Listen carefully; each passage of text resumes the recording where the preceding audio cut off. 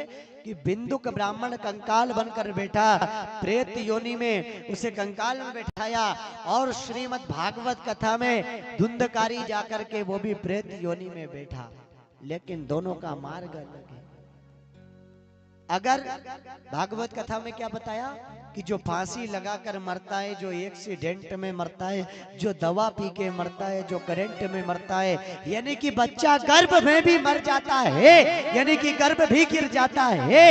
तो उसका पितृदोष हमें लगता है वो भी प्रेत बन जाता है, वो भी प्रेत बन के चलता है। तो ये शिव महापुराण की कथा भी कह रही कि बिंदुक नाम का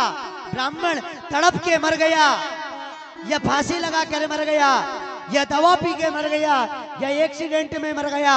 या छोटा सा बच्चा गर्भ में भी मर गया, तो उसे यह शिव महापुराण की कथा शिवलोक को ले जाती है,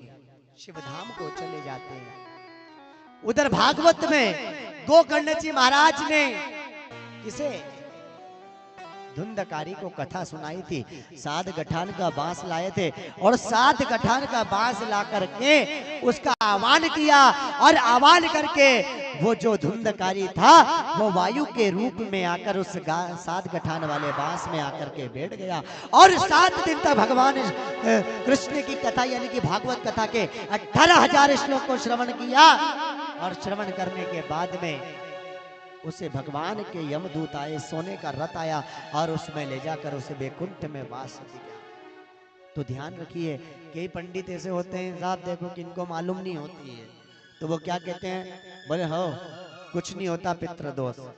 बोले तुम एक काम करना, बोले वहाँ उज्जैन चले जाना, तो वहां जाकर तिरपिंडी कर देना। तो साहब तिरपिंडी होती है, लेकिन उससे क्या होती है, आपको बुखार आया तो आपने पैरासीटामोल की गोली ले ली, वो खा ली, तो थोड़े समय में आपकी बुखार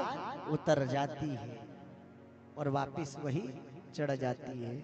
इसी प्रकार आप तिरपिंडी करने उज्जैन जाते हैं, तो वो क्या है, वो एक पैरासीटामोल की गोली है जो आपके पितृ को शांति कर देती थोड़े दिन के लिए, और पुनः आपके पितृ वापस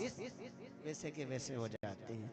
तो अगर पितृ की शांति कराना है तो हमें क्या करना चाहिए, श्रीमद् भागवत कथा के 18,000 श्लोक हमारे घर के अंदर होना चाहिए, तब जाकर हमारे पितृ को मोक्ष की प्राप्ति होती है।